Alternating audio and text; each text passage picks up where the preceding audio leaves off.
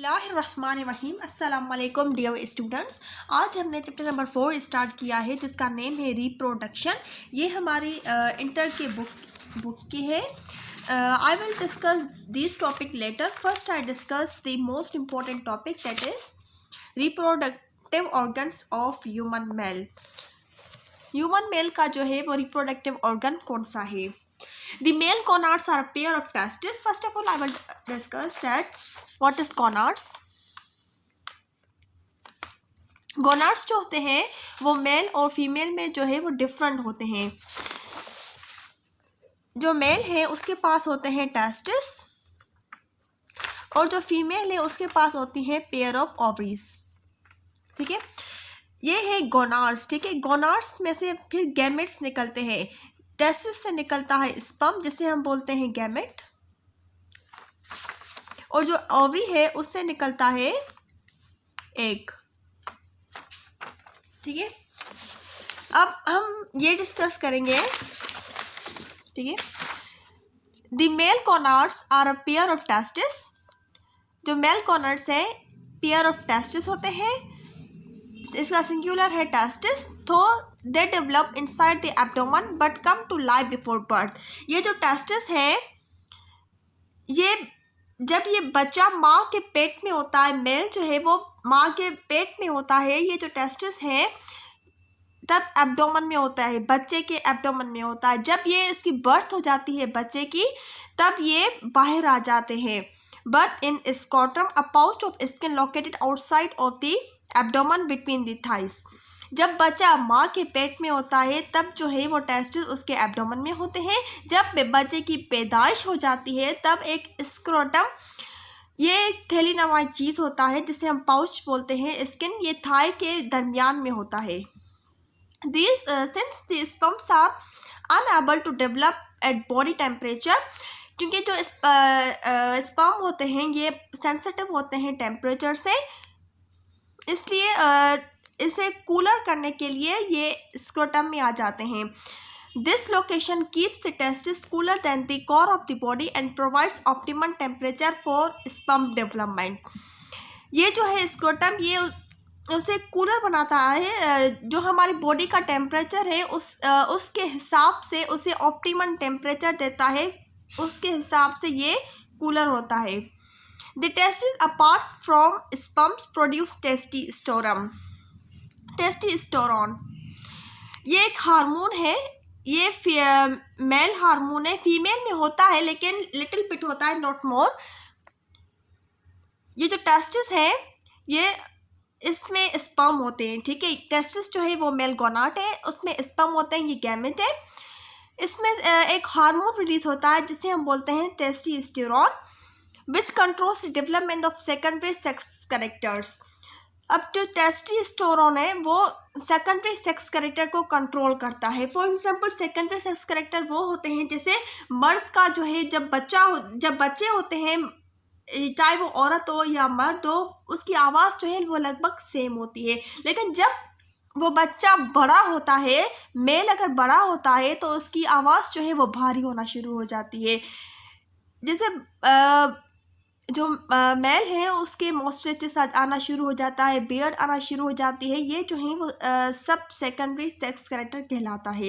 ये किसकी वजह से होता है? टेस्टोस्टेरोन जो प्रोड्यूस करता है स्पर्म। स्पर्म जो है वो टेस्टिस के अंदर होता है। ठीक है, the testis are small solid. ये जो है ये फ्यूचर्स थे इसके। अब हम इसके कैरेक्टरिस्टिक्स पे आ रहे हैं कि टेस्टिस असल में कैसा होता है। द टेस्टिस आर स्मॉल, ये छोटे होते हैं, solid oval bodies which are packed with tightly coiled seminiferous tubule. ये एक ट्यूब होती है। ठीक है, ये ट्यूब होती है, उसमें ये पैक्ड होते हैं टेस्टिस।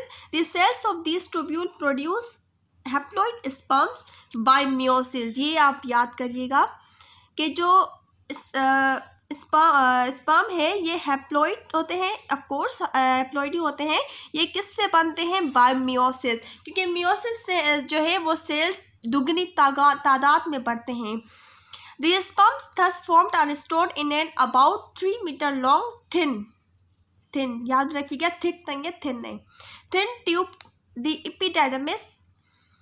अब इसमें जो है सेमिनल प्रोड्यूस होते हैं, एक थिन जो है ट्यूब होते हैं, इससे बोलते हैं एपिडिडमिस। इसमें जो है प्रोड्यूस होते हैं स्पर्म और स्टोर भी होते हैं, where they undergo complete development and become motile. जहाँ एपिडिडमिस में जाके ये अपनी डेवलपमेंट जो है वो पूरी करते हैं, ठीक है, एपिडिडमिस में, और एबल हो जाते हैं, बिकम मोटाइल मतलब और एबल हो जाते हैं, अब ये फर्टिलाइजेशन कर सकते हैं। Epididymis form a coil compact mass which lies attached to the testis.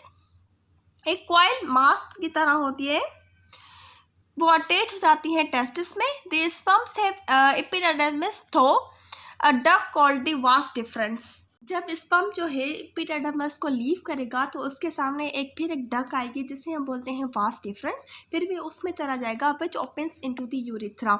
Urethra अंदर होता है, ठीक है, अंदर होता है इंसान के। The urethra is a tube which comes from the bladder, runs through and open at the tip of the copulatory organ. Urethra जो है वो ओपन होता है कैपुलेटरी ऑर्गन, मेल का होता है पीनस।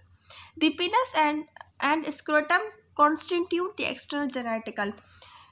जो पीनस और स्क्रोटम है ये बाहर दिखते हैं, एक्सटर्नल जेनेटिकल इसे कहा जाता है। The urethra also called urinogenital duct is a common tube for the urinary and reproductive discharge.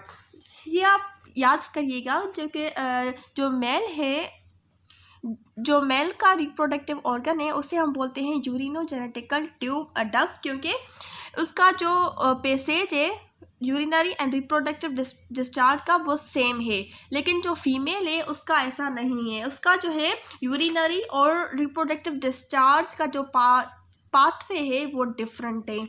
इसलिए जो मेल है उसका जो यूरिथ्रा है उसे हम बोलते हैं urinogenital duct. Male reproductive organs also include 3 type of glands, वो secretion mixes with sperms to form the male genital fluid called the seminal fluid or simply the semen. This fluid provides the sperm with food and a medium to swim it, and it includes neutralize the acidity of urethra caused by the passage of urine। अब इसका जो है इस paragraph का पूरा एक ही मतलब बनता है कि जो मेल रिप्रोडक्टिव ऑर्गन है उसके पास जो है वो मज़ीद 3 ग्लैंड्स होते हैं, वो एक फ्लूइड नुमा चीज़ जो है वो सीक्रेट करते हैं, जिसे हम सिंपली सेमन या सेमिनल फ्लूइड बोलते हैं।